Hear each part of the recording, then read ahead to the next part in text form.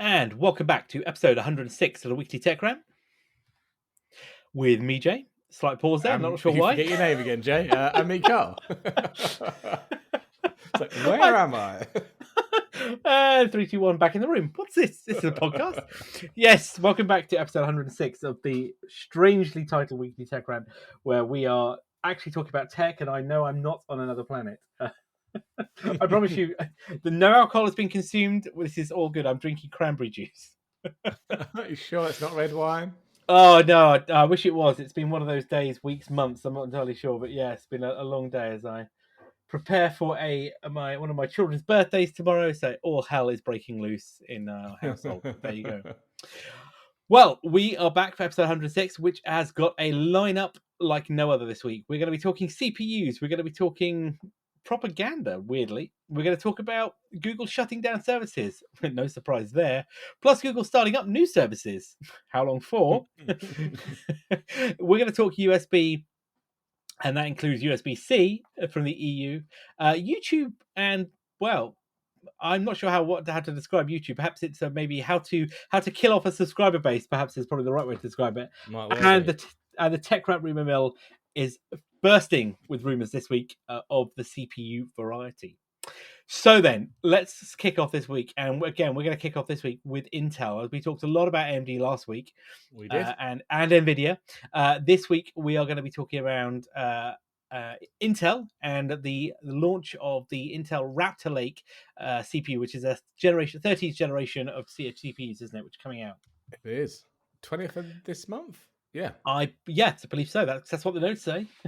Yeah, so they've started with their K lines. They haven't released the entire line yet, but they've announced their i9 13900K, Core i7 13700K, and a Core i5 13600K. I mean, these look pretty good.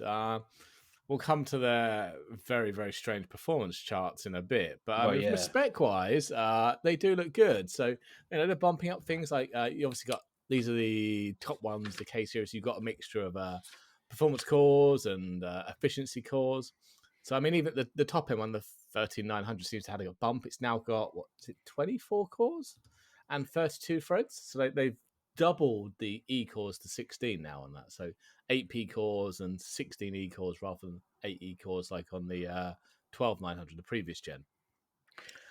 Quite a bump up there, isn't it, when you think about it from the previous generation? It is, and they've really bumped the speeds as well. So they've really and the power, obviously, because they've not got any power efficiency, but they've been bumping these P cores and the E cores. So the P cores and that will clock in at 5.8 gigahertz under turbo. We're getting so close to that 6 gig on a chip, isn't it? Absolutely. I think Intel will release a 6 gig one in the next year. I think they will. Yeah, I think it's very close.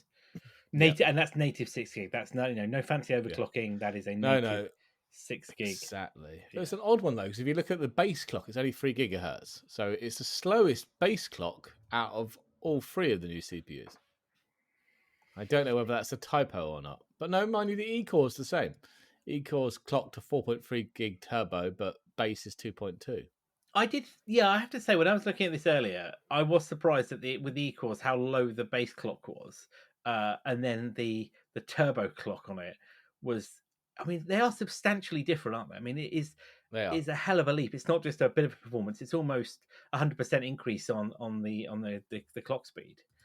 Yeah, they jumped up a bit. So yeah, I mean, Intel, they're touting 15+% single thread performance improvements, and a whopping 41% multi-thread performance against the previous 12900K. Very impressive. Okay, but hold on a second. Right? I'm sitting there looking at it. I'm going, doesn't make sense. The 12900K has 8 P cores and 8 E cores. Okay, so 24 threads. The new 13900K has 8 P cores and 16 E cores, totaling 32 threads. So that's a 33% boost in threads. And they're saying 41% performance increase in multi-thread. Well, yeah, you've doubled the cores. Mass, my friend, mass. Really? You've only given us an 8% performance improvement core for core, like for like. But All right, I'm going to give them that. Okay, we'll give them that. You're generous. You're too generous, I'm generous sir. because it is an improvement over the 1200K, and these are meant to be the same price, I've heard, or around the same price. There's something odd though. The other thing that puzzles me is the TDP on these though. Well, the what they call the base process, processor base power, excuse me, on the wattage, isn't it?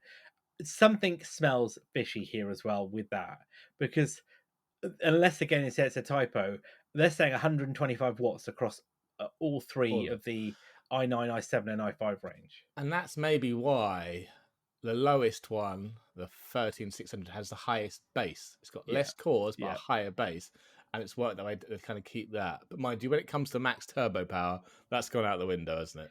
Well, the i9, the i7, are knocking out the park.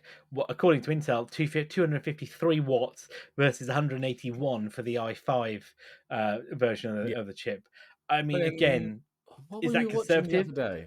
We were watching something the other day. I sent you the link on, and they had real world testing, didn't they, of the 12900K, and that was busting over 300 watts in turbo mode. Well, that's what I was just going to say. Was they're conservative. Conservative. That's probably the politest way I can say. Oh, look, yeah, it is definitely conservative, because to me, that no way are they clocking at 125 base across the board. I can't see how all three processor sets are coming in at that low. And 253, if you're pushing that at 5.8 gig, and with a full memory load on that as well through, plus whatever PCI lanes you've got, to me that is very, very conservative. But maybe they are. Maybe we're wrong. Maybe Intel have cracked it now, and actually they can offer you decent power performance. But I think it's I'm very excited to see the actual real life reviews of this against the Ryzen. What get Linus Tech, but I mean, it got weirder. Did you see some of the charts they started putting up? The ones titled "Leadership Gaming Performance." Oh yes, this was an eye chart, wasn't it? Really was an eye chart. There were two of them, one after the other, which would just make me go, "Sorry, what?" I had to do a double take. So the first one, so it's called Leadership Gaming Performance. They showed a whole list of games and the performance ratio of 3900K against the 12900K. So they basically put the 1200K as a 1.0. That was kind of a normalized baseline in all these games, and they showed how much better the 13900K is. Well, I say how much better. I mean, it started off with worse performance in Horizon Zero Dawn. I mean, if you zoom it, it's close. It's only probably like 1 or 2 points. But I was like, why would you include that? Okay, fair enough. They've included... So Horizon Zero Dawn and Metro Exodus both showed worse performance on the new one. And then roughly the same kind of performance for things like World of Tanks, GTA 5, and you got ever so slightly better in Cyberpunk and Horizon 5 and World of Warcraft. Well, what the hell is Tiny Tina's Wonderland? That's what I want to know. I don't know. There was a lot of weird games I've never heard of in these charts, but the only games that kind of massively kind of benefited from this performance seems to be esport titles. So League of Legends, Dota 2, Counter-Strike, Rainbow Six, and then along with things like F1 22, Guardians of the Galaxy, Watch Dogs Legion, and Far Cry 6. It was a real mixed bag. But you said there was some, like you said, there's some odd games on there, isn't there? As you said. But what I don't get is Tiny Tina's, whatever it was. Yeah, but what I don't get though is Counter-Strike Global Offensive. I'm sorry. When did that come out? It's still an esport title, but they're probably clocking 500 or 600 frames a second at this point. Well, this is it, and that's absurd. But then you've got games. But then you've got the one that also popped out to me, which there was like Ashes to the Singularity Escalation. Again, not what I call a AAA title. There was also a bizarre one of Hitman, not Hitman the game. It was Hitman the Dartmoor level. Oh, one particular level they picked out of a game, yeah. Which they couldn't actually spell correctly, because Dartmoor has no E on it, and they spelt it as Dartmoor with an E on the end. Oh, God, right. So that riled me, but I totally agree with you.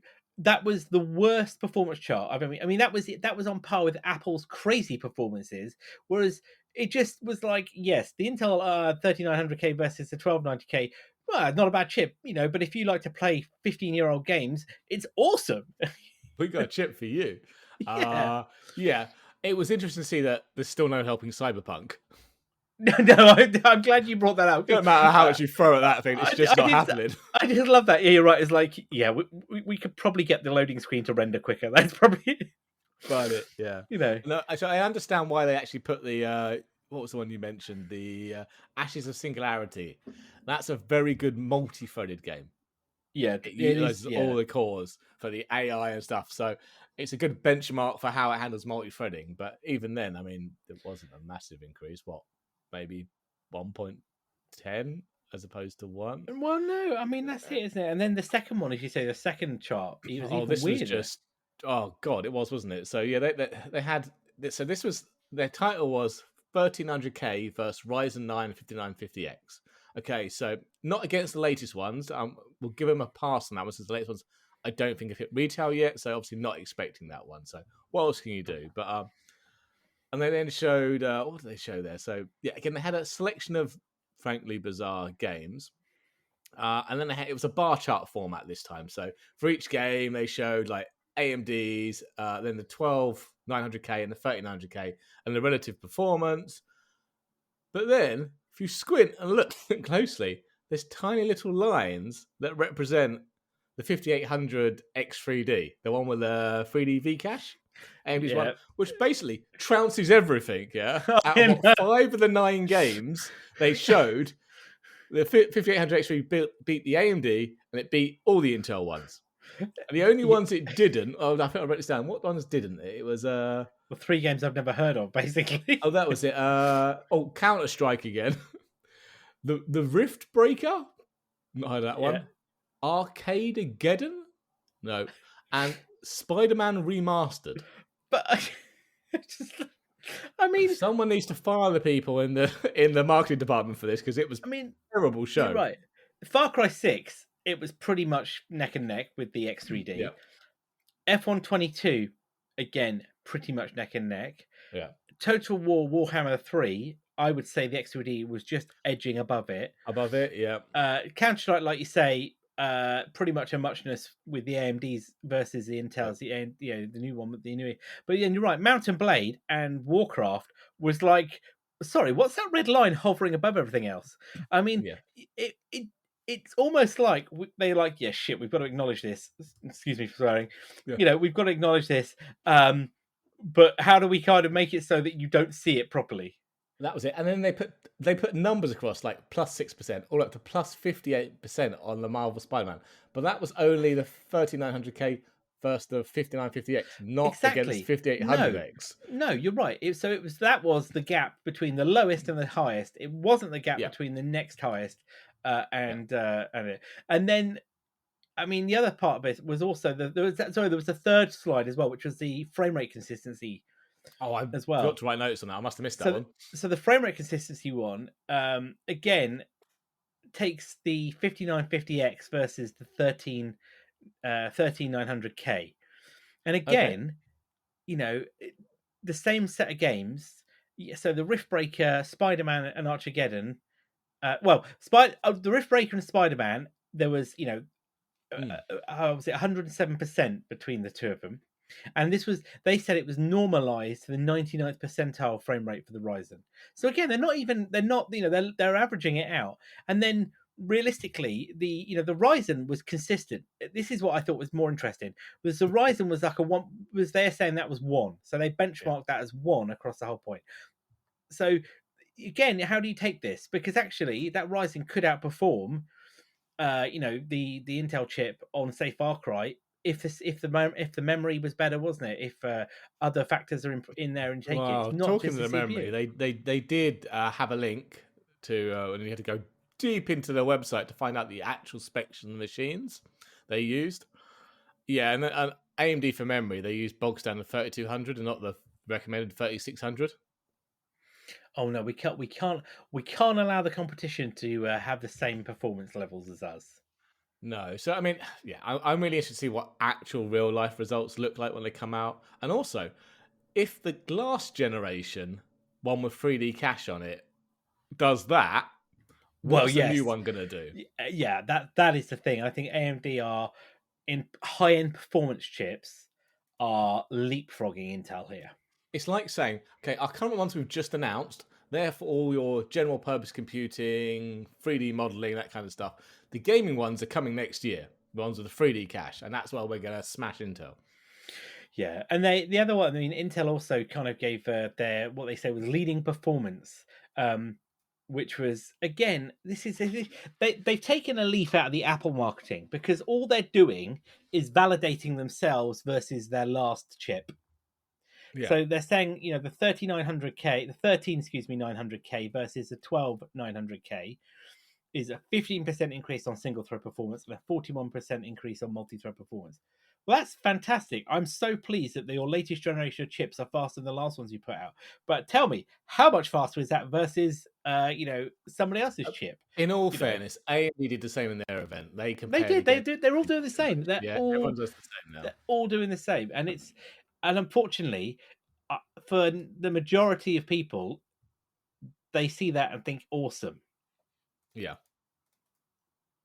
You know, Hmm. I think that's the problem. The only thing though is pricing. That is going to be the big issue here. Yeah, well, they're saying it's the same as their current generation. So, That well, yeah, but I mean, market factors are going to come into play at some point, surely. of course. So, but yeah, it'll be interesting to see how that pans out and what it actually Yeah, costs to buy one compared to I you actually know buying an AMD. I think you're right. I think the reality, as you say, is these are great, but wait for the X3D model, the X3D chips, because those are going to be the high end, real Yeah. performance, real pieces, aren't they? It'd be nice to Especially see if AMD actually bring out a couple of them this time, not just the one. Yeah, a couple of with yeah, and I 3D think cache. yeah, if you're doing that, and it's good to start having some real battle competition here because it should Oh, drive the massively. pricing down. Um, but yeah, I think given it's just evident to see if you're building high end gaming rigs, yeah, hold off because Yeah. X3D is around the corner, and clearly that is going to be where the battle is going to be fought. Every Yeah. day, let's be realistic here. Every day, there's not Any that one much of in these will it. do. Any Yeah, one of these will do for your there's everyday performance and whatnot. Choose a one. Price there is that not you can yeah afford. there's not much in it at all now. No. So no, interesting state of affairs. Yeah. Ah, God, it gets difficult. I was so set on AMD, and now they keep dropping this. But in all fairness, I think I'm still set on AMD, given the pricing you gave me the other day. Though I might have to take out a new mortgage. Um, in your kind of Yeah, little and that spec was you used. put together. And I didn't put a spec. I didn't put the 4000 series in, did I? No, no, you didn't. I was like, you definitely can't afford that. Although I put a 3090 in there because the price was coming down, but you probably don't necessarily need a 3090. I'll be interested that by the time AMD bring out the 3D cache stuff, will Nvidia have one reduced their pricing because no one's buying it, and two brought out more like a 4070 and a 4060, and what their performance is like. Yeah, that's. I think that's the thing, and I think given the double 4080, the 4080s that we've seen, Yeah. I think they're going to have to do something because otherwise, if they don't, there's no point of creating a 60 series now because why would you buy it? No. It would Yeah. have to have a real notable differentiator around it to make it value for money. If not, you'd be better off spending your money elsewhere. But we'll see when they do it. Yeah. Yeah. Okay, right. Let's take a bit of a left field here then and swing back over to a bit of our current affairs that's going on at the minute. So, Oh uh, yes. the the Ukrainian-Russian conflict, continues to rumble on. Despite the ongoing humanitarian impact that it has, and the loss of life in the region, and despite the I think the mounting losses that the Russian military is facing, from a propaganda standpoint, internally at least, that is not the messaging that is coming out. And No. what we're seeing, I think, now is that propaganda has always been a key part of modern warfare, hasn't it? Even going back to the Yeah. First and Second World War, propaganda has been certainly, and through the Cold War, certainly that's taken a whole new leaf. But now we live in the age of the internet and the cyber age. It is now much more a sophisticated operation, isn't it? Oh Across yeah. social media, advertising, and that whole in this case, from a Russian perspective, anti Ukraine messaging.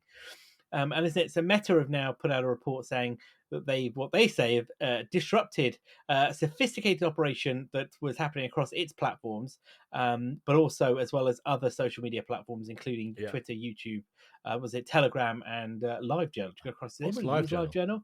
Yeah, I've never heard of it. What is it? um, I'm not down with the old social media, so no, so this is about, was it creation of, was it 60 fake or so 60 fake websites, wasn't it, that they detected? yeah, well, they call it a sprawling network, but yeah, 60 fake websites, and some of them impersonating European news organizations such as Der Spiegel, The Guardian, and Bild. Very clever, yeah, very spoofing, isn't it? Yeah. And the Guardian one was quite clever. It was theguardian.co.com, wasn't it? Code. Sh- Oh, sh- okay. Showing almost exactly the same page, um, but but it was a domain that was created the same day as the page that they Ah. published. Very clever. They were then using what? They were using fake social media accounts, weren't they? Yeah. To share those spoofed articles. Uh, yeah, so they were basically criticizing Ukraine and Ukrainian refugees and arguing against sanctions placed on Russia. But they even had their own Facebook pages of the embassy, their own embassies in Europe and Asia, amplifying the content from those campaigns. Oh, it is a actually coordinated approach here, isn't it, from them? Yep, And Meta was saying that they roughly said that it was over $100,000 was yep. spent to promote the articles, promote the content through Facebook and in adverts on Instagram as well, and like you say, alongside that embassy push as well to do it. So those embassies clearly know that this is fake, but those social media Of accounts, they're course they do. clearly being run by intelligence, being Yep. run by that these entities of the Russian government to promote this. What I find But interesting, they also went as far as creating petitions on change.org and Avaz. I've not heard that one. But basically, no, in I one haven't. example, change.org the petition demanding that the German government end unacceptable generosity towards Ukrainian refugees. I mean, it's just, it's worrying because people Yeah. believe this stuff. Yeah. People believe it. People see it, and I'm not suggesting you need to be uneducated because I think even intelligent people get sucked in by this sometimes, Yeah. don't they? And it's sometimes very hard to differentiate between fact and fiction. And I'm not talking Trump false, Yeah. fake news, but actually a very sophisticated, targeted campaign like this by actors, that really, this isn't their first rodeo. They've done this before. No, no, not at all. Russia have been doing this, haven't they? There was stuff with the vaccines for coronavirus, wasn't it? In the last year and things like that. But the difference is now it's not like 70 odd years ago, 80 years ago, where you could publish things in a newspaper and it was very hard to, I guess, fact check it, wasn't it? You Yeah. could bring those stories up. Today we have a very uh, I want to say we have a very developed way of detecting it, but no, a lot of it's still manual. But there are a lot of ways to determine whether or not it's fact, isn't it? But Yeah. this is just perhaps the tip of an iceberg, maybe. Yeah, definitely. I think we'll see a lot more of this. I think we are, and I think more of these stories are going to come out. But and like I say, people believe it. I mean, on a kind of not unrelated topic around that, but I caught a not documentary on Netflix the other day about flat earthers, Oh, yes, the flat earthers. and you Yep. just when you're like, I don't get this.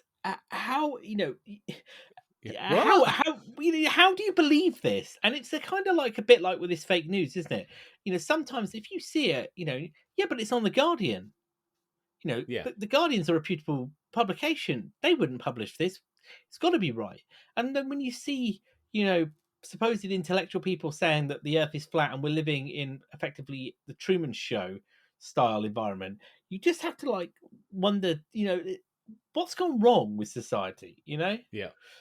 I just, yeah, I just begs belief on what's happening here. But yeah, definitely, I think with the propaganda pieces here with Russia, you say this isn't, it isn't Yeah. the news here. But I didn't think, I will say something though. I didn't think 100 grand was a lot of money given given the advertising capabilities here.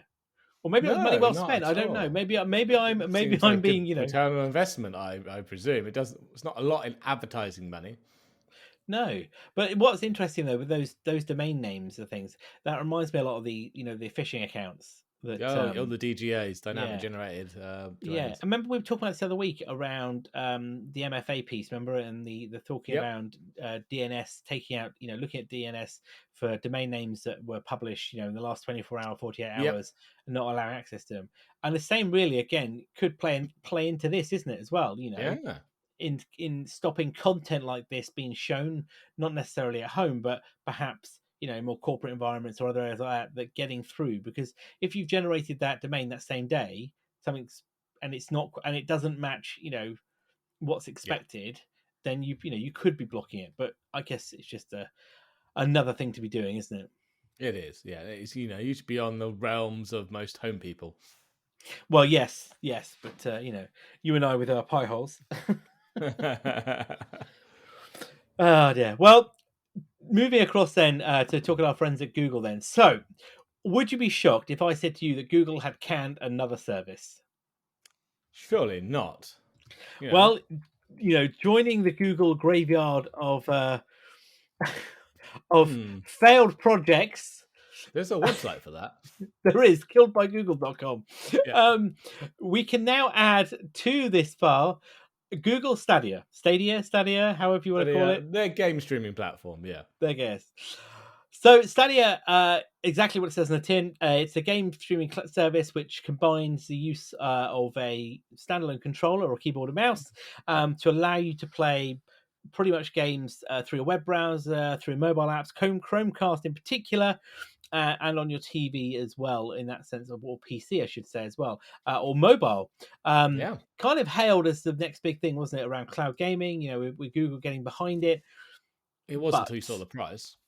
well, yes. But yes, as of was it January next year? Yeah. January next So year. yeah, January 18th, 2023 is its end day. Yeah. So I mean, Google did put out a statement, and basically, while Stadia's approach to streaming games for consumers is built on a strong technology foundation, it hasn't gained the traction with users that we expected. So we've made a difficult decision to begin winding down our Stadia streaming service. But yeah, I mean, the way this, even at the time, we were like, wait a second, I can pay what £12 a month for Xbox Game Pass Ultimate and get xCloud for free, and don't have to buy any games. Or I can pay £11 or £12 a month and have to buy the games to get Stadia. And I think that was the problem, wasn't it? Yeah, if it had been 12, 15 quid or whatever, and it included a bunch of games, then yeah, I think it had more uptake. Yeah, I think the fact that you were basically it was double bubble, wasn't it, on everything? Yeah, And given that Nvidia had the Shield, wasn't it, and the they Nvidia did. Yeah, GeForce gaming the GeForce gaming piece. Again, that was some of that you could bring your own games. yeah, you could bring your own games to that. You still have to pay a subscription, but yeah, there was no option of bringing your own games to Stadia. No, exactly, no option at all. You had to pay for it. There was no way to take a service, and of course, there wasn't the same add-in of other services as well, wasn't it? Like other developer platforms, giving you access to catalogs or anything like that through it. No, nothing like that. So, I mean, at least Google are doing the right thing. Google always seems to do this when they can a service. They basically give everyone the money back. Yeah. So you're getting all your money back on any hardware you bought. So your controllers, your Founders Premier Editions, your anything you game wise you bought through the Google Stadia store or whatever. That's all being refunded. The only thing you won't get back is your subscription, because obviously, that's not eligible for a refund. Yeah, and you won't have to return the hardware. So, I mean, if you bought Well, a the hardware controller is and you just can use it, or maybe you can hack it. I don't know. But yeah, you're not going to have to return that. well, no. So I did have a quick look up, and apparently the Stadia controller can be used as a wired controller on PC Macs and smartphones, but you can't use it as a Bluetooth controller. No. But the biggest problem here, and well, one, they didn't bother telling any of the developers about this. So people developing games or about to launch games on the Stadia platform only found out when everyone else did. Sorry. But the big one is, How do you get your game save progress out now? Well, that's it, isn't it? Because I did read about a guy the other day who's kind of one Oh, of is the this most the prolific. Color? His name is. He's a YouTube and TikTok creator. He's done over 6,000 hours in the Stadia version of Red Dead Redemption Online 2. Right. Now, if you're playing normal Red Dead, you can export the single player save game and move it to a PC. But I'd argue most people paying for Stadia probably don't have PCs, so it doesn't really help them. But if you're playing the multiplayer, there's no way of exporting that progress. So he's just lost No. 6,000 hours of gameplay. But I did read somewhere, hasn't he reached out to Rockstar for help? Oh, has he? I know a number of developers are all scrambling now to build methods to export save games to other platforms, but I Yeah, hadn't heard any more about that one. he tweeted Rockstar directly and Yeah, said, "Help, please, please." He's like, "Please let us do a one-time character transfer. We're begging you." yeah. And he's got, as you say, just shy of 6,000 hours on Red Dead. I don't know whether Rockstar will. They're not. I I suspect, for PR perspective, They they will. might do. Yeah, But Rockstar, let's be honest, we know, Rockstar are one of these companies that typically keeps very quiet, don't they? They don't tend to, yeah. do a lot of that. I think they might do, but then there is a small part of me that says that they might not do, because this is the company, not being funny, where we bought how many copies of GTA every Of the time they same launched game? it. I don't know. What was it? The PlayStation 3, the Xbox, But the and there was no PC. transfer. There was no progress transfer. No, there wasn't. You're right.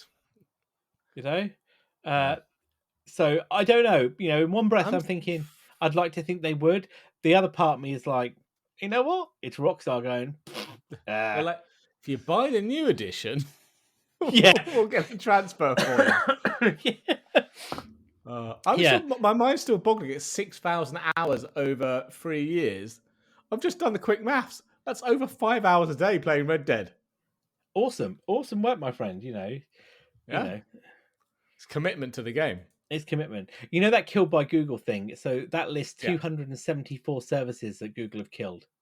Oh, God. Yeah. What's the The beginning ones? the most Oh, what's recent was, so what's coming next?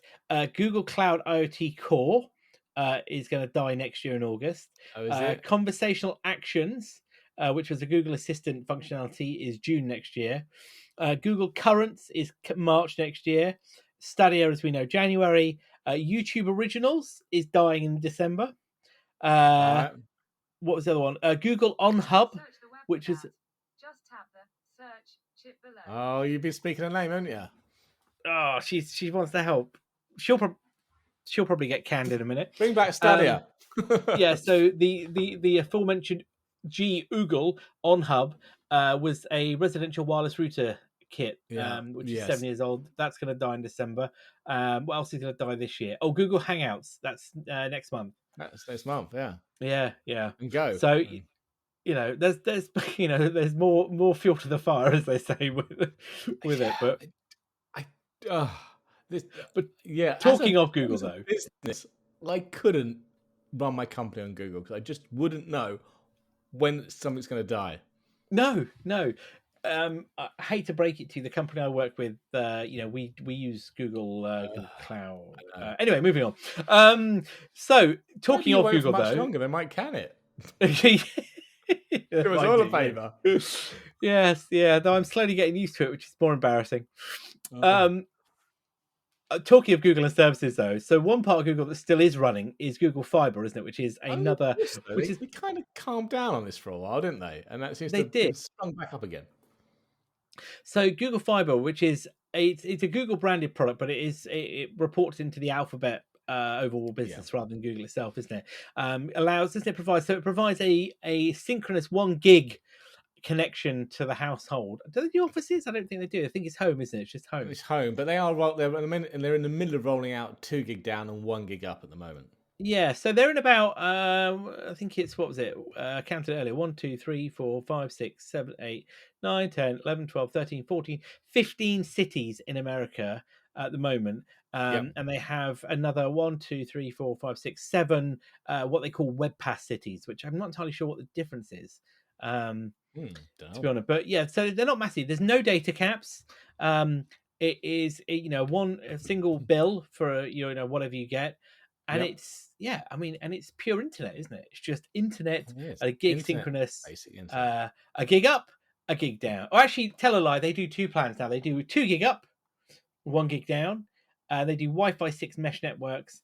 They Yeah. do a terabyte of cloud storage, no caps, no contracts, and then the 1 gig service is exactly what it says on the tin: 1 gig up and down. It is a mesh Wi-Fi network, but not Wi-Fi 6, and again, no caps or anything like that. So, I mean, let's be honest, that is an awesome deal. $70 a month for the gig service, Yeah. $100 a month for the 2 gig service. I mean, I'd pay for that. I'd pay for that, but it gets better. Like, It does they get kind of better. announced that they're now over the next couple of months they'll be rolling out multi-gigabit tiers. I don't know what that is. Is that 2 gig down? Sorry, is that 5 gig? Is that 10 gig? Who knows? But the big shocker is, this is a critical milestone on their journey to 100 gig symmetrical internet for people. 100 gig. I mean, they have just rolled out 20 gig out of the lab, but to one person who just happens to be Nick Saporito, the head of commercial strategy for G Fiber. Funny that. But I mean, it's now in the real world-ish. It just says 20 gig down. It doesn't say what it is up. But if they are trying to aim over the next couple of years to get people 100 gig symmetrical, wowza. I mean, it is wowza. I mean, when you look in the US at the moment, there are several other companies that are offering, the same kind of service. AT&T, Verizon, Ziply, I've never heard of, and Frontier. Yanks can't spell fiber. Fiber, dear oh dear. Really? Yeah. Okay. So We'll add that to the list of words they can't spell. Frontier do a 2 gig service for $150. Google are $100 at the minute, but yeah, I mean, it may move. But you're right. I mean, that's still impressive service here in the UK. There are, Virgin Media offer a gig service. Yeah, but what's the upload on that? Yeah, well, yeah, exactly. I'm just going to 50 meg. Bingo. Which I just don't get. I don't get their logic here. Is it they're saying that consumers don't need upload? Well, I'm Give us pretty the choice. confident. I'd take 200 gig off the top, 200 meg off the top of that, and put it on the bottom and give me 250 up. Yeah, 100%. I mean, that would be a far better service than the 50 gig. And the other annoying part though is that Virgin Media typically over deliver and under promise on the speed. For in most cases, I know that historically hasn't been the case, but at the moment it pretty much is, because their average speed is 1.1 gig, isn't it? Which you can't actually get, which is the ironic point, isn't it? You can't really get that because the average punter. The average punter is not going to be able to handle that unless they've got a gig. Unless they've got either. I was reading 2.5. about that the other day, how they come up with that. That's a combined somebody with a 1 gig Ethernet saturating and people on Wi-Fi. Well, how does that work? Because the coax isn't limited by 1 gig, is it? No, of course it's not, because you can push anything. You can push upwards of several gig. So 1 gig Ethernet saturating the one gig Ethernet, and then if you've got wireless on top, you've got a couple of hundred meg there, and that's how to get to the 1.1. I mean, because my speed, which I see, mine touches close to 980. I've seen, Yeah. I mean, so I'm not complaining. I'm getting close to what's been provided. So yeah, actually looking at it now, 9 o'clock this morning, I got 952. Okay. So, and that's 952, and then that has been consistently around the 940 mark for the majority of yesterday. It dipped to a low of 527 earlier this evening. And the upload at the moment is 52 meg. Oh, not bad. Not bad at all. But given that Virgin Media are about to release their SuperHub 5, which has a 2.5 gig LAN port, it would be nice to be able to take advantage of that. It would be. You're just thinking me on my lowly 500 meg though. Or am I asking for too much? Well, you've spoken to the man himself. You're asking for too much. Well, Mr. yes, Virgin. He that's right. said no. So Mr. Virgin, he said no. They cancelled my pre-order for a free up 5 upgrade because apparently, for one of several reasons which you and I can't really decipher, I'm not eligible. Yes, but I mean, given the fact that Google are offering, like say, gig synchronous, 2 gig down, 1 gig up, for similar pricing to what we have in the UK, give or take the pound Yeah. dropping absolute currency.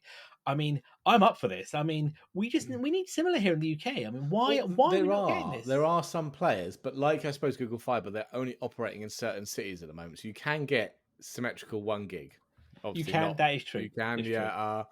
can't remember who does it now, but some of the big ones. Does Vodafone do it? I want to say Vodafone do it if you're in one of the areas which is run by Where they've got City where they have the Fiber. fiber. Yeah. Yeah, City Fiber or something like that. It's not actually laid by them; it's laid by someone else, and it's rebranded. But that's 1 gig symmetrical, I think. And BT are offering FTTP, what they call full fiber, because obviously who knows what FTTP is, which they're No, saying isn't is it ultra fiber rather than full fiber? I can't remember what it is, but it's yeah, well, they're saying that that's up to 900 meg all the time. I love how yeah, they say that, but again, as you say, getting that getting that is the half the battle, isn't it? Because yeah. That's 900 meg down and what 100 up, isn't it? 110 up, I think. exactly, and I think that's the thing. Most places can't get it. No, no, It's yeah. So the last I 3 or know 4 months, you they've been particularly rolling fiber down my place, down my road into my cabinet, but I still can't order it. no, and I've seen fiber junctions being put, up on near where I live, and I did a check yesterday, actually, funnily enough, and I can only get what they call up to fiber 2, which Yeah. is between 55 and 73 meg, Well, uh, that's with better than mine. I can with an get upload. Go on. 30 meg down, I think, and like Oh, 2 or 3 meg up. with an upload of 17 to 18 meg. Oh no, mine's pitiful. I'm sorry. I am sorry. Apparently, so they're saying if I take that fiber 2, yeah, Yeah. they'll upgrade me to full fiber 100 when it's available for no extra cost.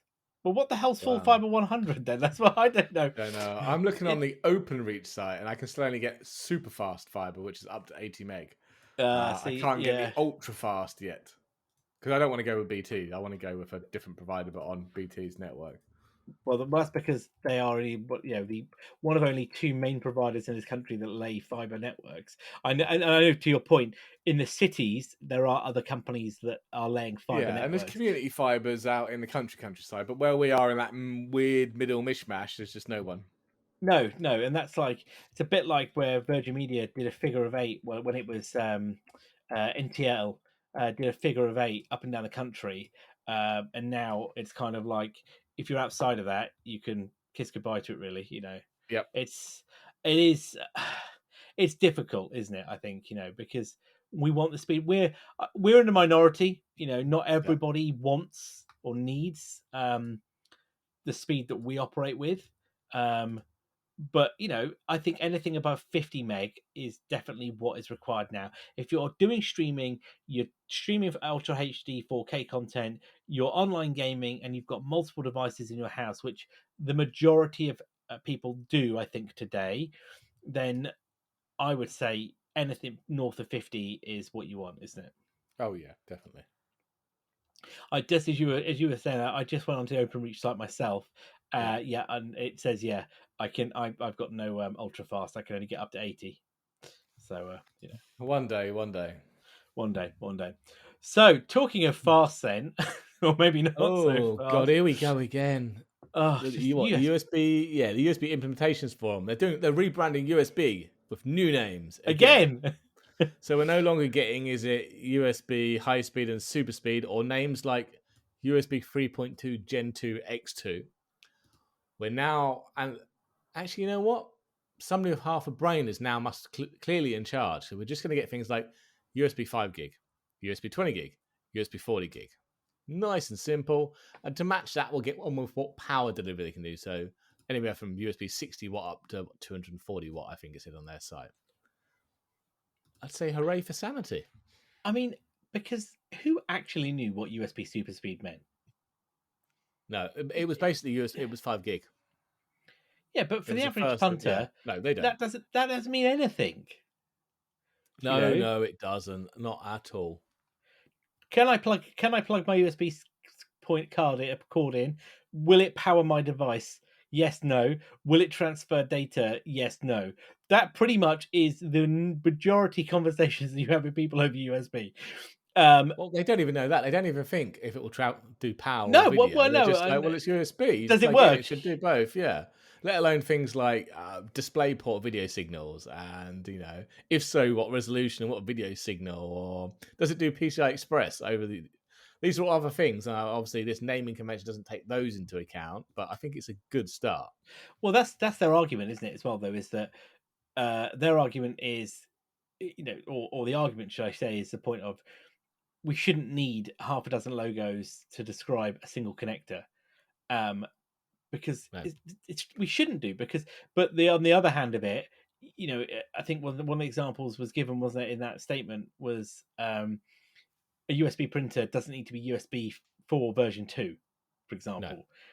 High end, being able to take 5 gig and push out power at 240 gig, whatever it might be. It doesn't need it. But what I think it should be clearer, it should be absolutely clearer though, whether or not that USB cable can do data or display port. That is far more important or does it support fast charging or whatever. Those Well, are that was more it. I mean, important, than anything else. they are. I mean, the other, obviously, I won't bore our listeners, but I was trying to find a USB hub that I could kind of use as a makeshift KVM between a laptop and a desktop to support a number of USB devices. And I needed to be quite fast because it was powering a webcam, which required USB-C 5 gigabits. So we're trying to find cables on Amazon that actually support the USB 3.2, Gen 2, whatever, that will do the 10 gig from the hub to the PC to then support that was a nightmare. So many of the ones, when you looked into detail, just said, oh, it's only for charging only, or it does USB 2. Even though it's Type C, it was only USB 2 data transfer. It's just a minefield out there, really. Just to make sure you get the right cables Yeah. that are delivering it, and that's the thing. When I look at my setup here, I need cables that can do power delivery and DisplayPort. Yeah. Because Yeah. I'm daisy chaining monitors here through the Mac through a thing.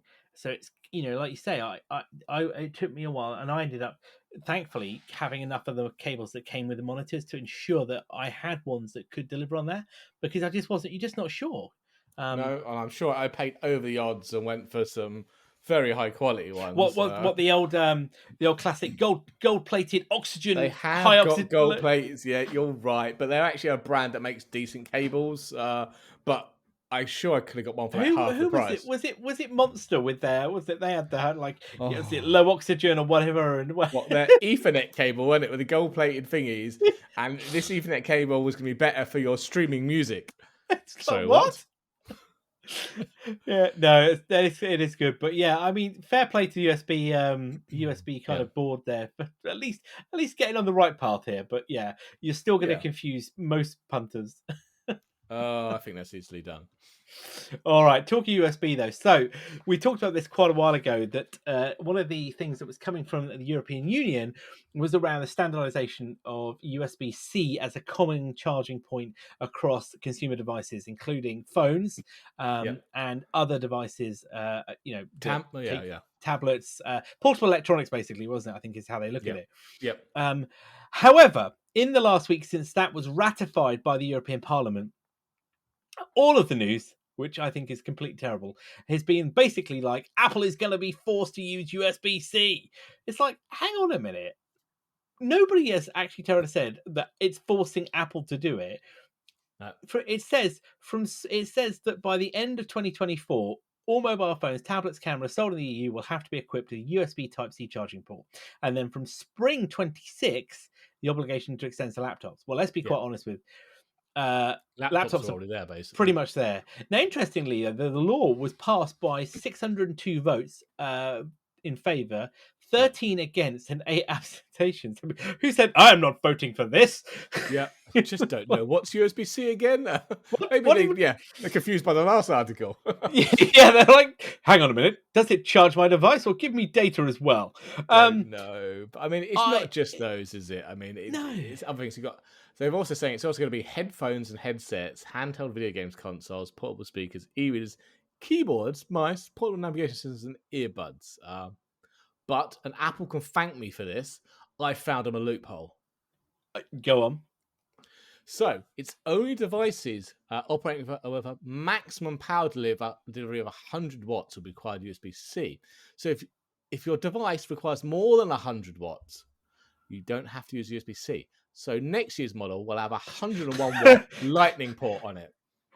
What, and a battery that charges in 0.6 of a second. That's the one. But you can thank me later, Apple. I'll have a new phone. Well, it also, the other exemption is that it doesn't where devices that are too small to offer USB-C, such as smartwatches, health trackers, and apparently some sports equipment. Well, given the fact though that I mean that's not going to affect them massively, because the the Apple Watch is a USB-A charger, isn't it, on there at the minute? They don't have any other health trackers really on that point. The sports equipment, well, again, there. So I think actually they will move across to it. We've already seen it realistically with the what's it called, the AirPods. The cable at one end is moving to USB-C. But what I will say though is the media have jumped on this like it is aimed at Apple, isn't it? It's been a massive kind of, this is aimed at Apple. This isn't aimed at Apple whatsoever at all. And Apple, and I think it's fair to suggest, and a lot of commentators have said the same, Apple were moving towards USB-C anyway. This is not a, well, we forced your hand, you will do as we say from the EU Commission, is it really? No, I think just a lot of people are kind of still miffed at the last attempt, where it was it micro USB? And Apple used a loophole and just And I don't think that there's going to be any loss of service by moving to USB-C. The difference is Apple are going to lose a revenue stream from the MiFi they will do point from Lightning, but USB-C offers just everything Lightning does as well. I don't think there's any loss in capability. And it's not limited to USB 2. No, and I mean both Mark Gurman and our favourite commentator Michin Kuo, both put out comments over the last couple of years that they think Apple are moving towards USB-C anyway. And I think Kuo said that he reckons the iPhone 15, which is next year's iPhone, is going to have it anyway, wasn't it? Yeah, exactly. I mean, the iPads are there. iPads are pretty much bar the low end. Well, no, I think the low end iPad's still got Lightning, isn't it? But we're expecting that to be announced, the new version of that this year, which we suspect will have USB-C. Yeah, I was just a bit personally, I was just a bit miffed of the way it was aimed at Apple. Not because I'm kind of saying, Apple just need defending, but it wasn't. This is not the EU versus Apple. There's a bigger player. Yeah. Right then. Before we get into the Tech Wrap Room Mill, because I know we're running a bit long tonight, there is one final story around YouTube, which I think needs talking about, because I think this is going to backfire. So, Cole, what are YouTube doing badly again? Well, okay. So YouTube at the moment, obviously you've got YouTube and you've got YouTube Premium, etc. But anyway, you can watch all the videos without having Premium, and it's fine. You get adverts, etc. Whatever. But it's popping up all over the internet that it seems like Google are trialing putting 4K content behind the YouTube Premium paywall. So if you want to view your video in 4K rather than 1080p, you're going to have to pay up. I'm not sure, right? So premium is quite a premium. It's £12 or $12 a month, or £120 dollars a year. Now, I'm sitting there thinking, right, if you've not already jumped on this for the fact that premium gets rid of ads, enables picture-in-picture offline playback, and you get access to YouTube Music, is the nudge of getting 4K as well really going to make you push you over the edge to go and pay for that if you're not interested already? I don't think it will. I don't think it will. And I think the majority of YouTube users aren't interested in 4K. I imagine the majority are on their mobile, where 4K is just going to be irrelevant Well, yeah, on those small screens. yeah, I'd even argue on desktop, right? So I think 1440p or 1080p would be plenty for most people. So how many people sit on a desktop or laptop and watch YouTube full screen on a rarely, I 4K, think. Yeah, 4K full screen? Sorry, or a Mac. They're probably not. They probably got it in a browser. It's shrunk down. It's stuck in the corner somewhere and barely using 1080p of their 4K screen. I think the only people this is actually going to affect is people watching it on their TV. well, yeah, I think probably you are right. Yeah, But I think the other problem it might have is though, so if you're a producer and you're creating videos for YouTube now, why would you make 4K ones if yeah. 95 or more percent of your audience now can't view 4K because they're not going to pay for premium? Why would you bother with all the extra hassle of storage and getting it up there and 4K cameras? Why would you not just do it in 1080p now? Yeah, you hit the nail on the head. As a content creator, you are going to want to reach the maximum audience you can, and if you know by putting out top notch content is obviously your aim, but if that means you're going to be not being able to gain to that because people have to pay for it, and be honestly, not that many people are going to be paying for it, you're going to step away from it. It's just not going to be in your interest to do that at all. Not at all. No, no. I mean, this is a trial. I think Google, YouTube do trials all the time. I did hear about one the other day where YouTube were trialing making someone watch 7 or 8 adverts before getting to the actual content. Oh my god! I mean, that's just. Just whoa, yeah. I'm not sure you could You pay me must to do that. really want to see that content. Yeah, yeah. No, I think this will backfire. Personally speaking, I don't. I just have a feel that there's already a media backlash, isn't there, Yeah, around this, and there's a some. creator backlash as well. I imagine. Well, I was just going to say there are some high-end YouTubers, aren't they? Um, what's the guy's name? Is it Marcus Brownlee? Brownlee? Oh, Marcus Brownlee. Yeah, yep, Yeah, he was quick, wasn't he, to comment saying that he wasn't happy with this at all, wasn't it? I know I yeah, saw that tweet, and several others have come out as well and done it. Yeah, it's going to backfire, and I think you're right. It's a trial, but let's hope they take that on board yeah. and can do it. But That's not yeah, the way to get more people to sign up to no, premium. no. I mean, I think when this popped up, and when I said to you, this just stinks of Netflix. Yeah, And given Netflix basically price gouge you to get content, to pay 4K is an extortionate amount of money. Versus Disney Plus, Apple, where you get 4K as standard for a much lower rate. yeah, It's exactly. it plays in the highest quality your device can support. So when I'm watching on TV, the Disney Plus, or the Apple TV for that matter, I know I'm seeing it, and what it should be delivered as, not with Netflix at basically 720p. Now, I won't lie, sometimes actually you probably can't tell the difference, but at least I know I'm getting value for my money. I'm getting the You know. 4K I'm paying for. Exactly, Or not paying exactly. for. Yeah, I'm just paying for one. Yes, well, yeah, yeah. That's another story for another day, I feel. Right then. In the interest of time, the Tech Rat Rumor Mill is back. It And is. this week, it's all about CPUs, isn't it? It is. Again, it's been a CPU couple of weeks. It But has. yeah, So first kick us up, off. AMD. So we were mentioning about the We 7000 series were, and a we were. 3D V cache. Well, the rumors are we're going to get that early next year, early 2023, followed by the Threadripper 7000 and the Ryzen 7000G. Those are their APU models, so laptop kind of stuff. They should be coming in the second half of 2023. But yeah, the one I'm really interested in is seeing what comes out of these 7000 3D V cache ones.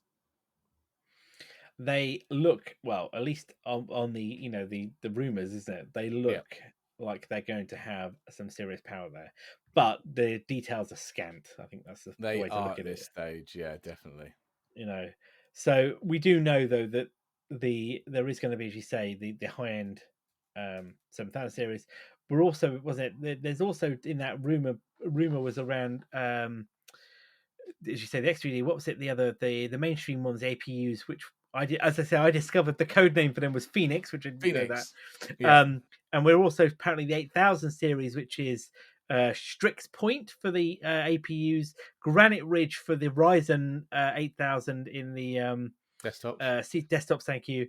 We don't know what the high end one is yet, but we do know that the Epics are codenamed Turing, which that, as I said, I think we were talking about in the notes. Turing's been brought up before, isn't it? The Epic It Turing, has, yeah. that has been leaked previously to do that. So there are some mixed comments. I think people are, I don't know, I think with all this news coming out, some people are, I don't know, not maybe disappointed by the 7000 series. I just think that, we've been spoiled, hasn't it? I think that's the problem. It's Yeah. been spoiled with the previous generation and how good they were. Yeah. And I know we were saying very positive things about 7000 series the other week, but we just need to get real world specs, don't we? And real world Real world real world testing. performance testing on it. Yeah, definitely. So AMD, if you'd like to send me a 7000 3D Vcache one, I will test it for you.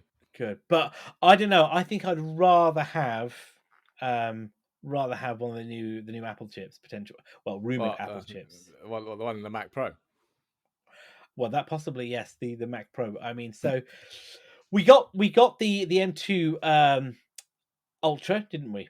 Which was the Well, no, we haven't actually. no, got sorry, any the of those. M1. Only We got the M2. we got the M1 Ultra, excuse me, didn't we? Which We is did the the high Pro, end the chip. Max, the Ultra. Yeah, We got the M1, excuse me, Ultra. That's what I meant. The M1 Ultra, which was released as the kind of pinnacle in the studio lineup.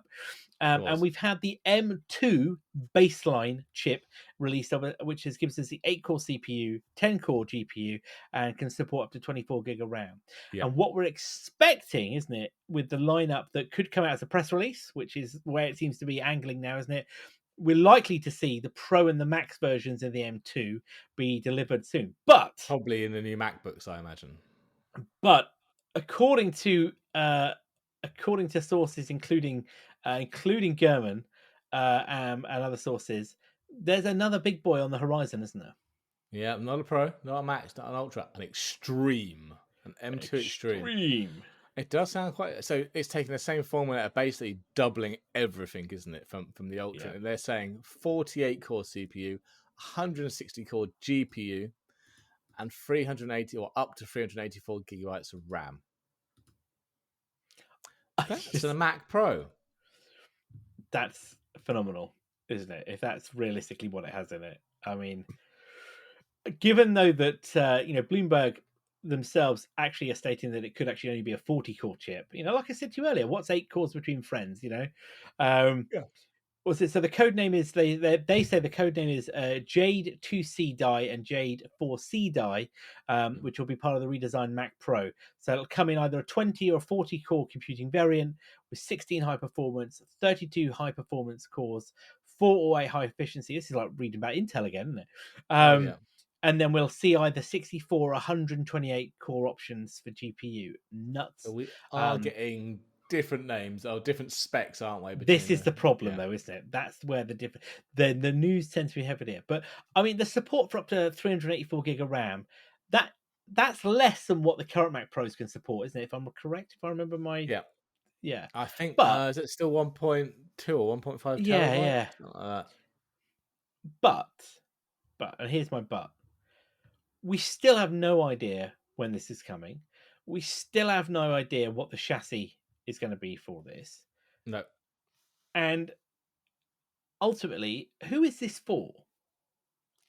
Because the reason I say that is I was reading an article the other day about the XDR Studio displays, Yep. And there was an article saying about the the stand, wasn't it, was silly money. It was. But then the article went on to say that Apple was selling effectively a $30,000 monitor for whatever it was, $5,000. Yep. When you look at the career, so actually the cost of the stand was actually irrelevant because the people that this was going to is like it's Pixar or it's I am the what's the Industrial Light and Magic, those kind of places. There's only a real subset of people or companies or organizations that are going to want these devices, and the same really I think applies to this Vapor Mac Pro that is coming. For most people, who is going to be able to take advantage of ridiculously 48 core CPUs, 160 core GPU, and have Yeah. software that can actually leverage that. And Because I think also I that can't. no, I can't. No, but I mean, also the kind of people who are going to want this are probably going to want some expandability. Well, that's the They'll key have element. other cards they want to stick in this. And is Apple going to have a PCI Express slot here you can plug cards into? I'm going to suspect not. I could be wrong. So they're going to have to be happy with whatever the Mac Pro brings. Well, that is the key argument, isn't it? You are going to have to buy into this as a platform. Because look, we still don't have enough lanes to give you more than 3 monitors. No. Well, I'd like to think that can handle more than 3 monitors, but yeah, you're You would right. hope so. Given the state of Well, the affairs. studio can. I can't remember what the studio can do now, but Well, yeah, but it's not exactly unlimited, is it? It's not like an Intel chip where you're only limited by the GPUs that you can put into it, i.e., more. And it does make you wonder of, are they struggling to actually define what this device is and what it's for? Could well be. Yeah, I don't know. It's the only one they haven't done, so they've got to do something soon, surely. Well, yeah, because you can't keep talking about it, can you? No. You can't keep talking about it. And given, Tim, they did reference it, we've just seen nothing more to it, Yeah. I don't know. It's a good one. I mean, this definitely sits in the world of rumors, and I think we'll continue to rumor on when it. Definitely. Well, at that point, I think it's probably a good place for us to wrap up tonight. Of course, you can find us on Twitter at Weekly Tech Rant. All of our show notes are at techrant.online, and wherever you're getting your podcast from. So please, drop us a line, tell your friends about us. We're always willing to hear about any news stories as well. So if you've got any comments or thoughts or telling us that we're wrong, I'd love to hear that as well. You can let us know on either of those places, and we take the feedback where we get it. So we'll be back next week for episode 107 from the latest tech stories and updates. The rumor is that the Twitter deal with Elon Musk is back on the table, so we'll be talking about that next week as well. Oh, yes. And maybe it's fallen off the table at that point. Who knows? Who knows? As well as the new Tesla Optimus robot. Yes, it's not quite Transformers, but we're close. So I've been Jay. I've been Carl. Have a good evening, all.